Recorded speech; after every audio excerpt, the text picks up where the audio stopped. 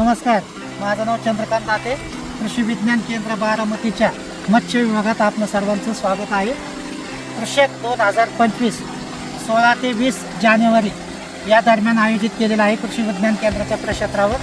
तर आपण या ठिकाणी सर्व शेतकरी बांधवांना विनंती आहे की आपण त्या 4 दिवसामध्ये आपण या ठिकाणी मत्स्य विभागाला भेट देऊन शेततळ्यातील मासे पालन कसं केलं आहे याविषयी माहिती घेऊन आपणही तसंच आपल्या इथं शेततळ्यातील मासे पालन करावं. यासाठी या ठिकाणी हे जे शेततलाव आहे याच्यासाठी आपण निळा पेपर 500 मायक्रॉनचा वापरलेला आहे. आणि या ठिकाणी जे काही शेततळ्याची साईज आहे ती 160 बाय 160 फूट साईज आहे. आणि याच्यामध्ये आपण 20,000 माशाचे तिलापिया माशाचे पिलं सोडलेले आहेत. आज पिलं सोडून 4 महिने झालेले आहेत. 4 महिन्यात मासा सरासरी 400 ते 500 ग्राम झालेला आहे. आणि त्याच्यासाठी आपण हे तरंगत खाद्य मत्स्य खाद्य आपण या ठिकाणी देतो. आणि हे तरंगत खाद्य असल्यामुळं मासे या ठिकाणी येऊन सहजरित्या खातात आणि माशाने किती खाद्य खाल्लं त्या ठिकाणी आपल्याला दिसतं. तर याच्यासाठी आपल्याला मासे वाढलेले पण आपण या ठिकाणी दाखवू शकतो. ते शेततळ्यात आता सध्या हे जे असे मासे वाढलेले आहेत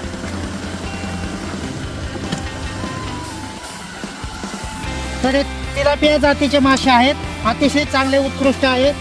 500 ग्रामच्या पुढे जर माशाचं वजन गेलं तर बाजारामध्ये सहसा सरासरी 100 रुपयाच्या आसपास भाव त्या ठिकाणी मिळतो. आणि लवकर वाढणारी जात आहे.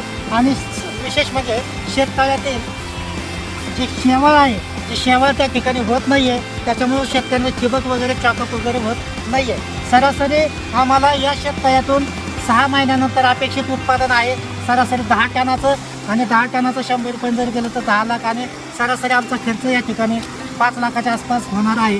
तरी अतिशय चांगलं आहे. आपण या कृषीच्या दरम्यान येऊन या शेततळ्याला भेट देऊन अवश्य माहिती घ्यावी आणि आपल्या तिथं शेततळ्यातील मासेपालन करावं ही विनंती.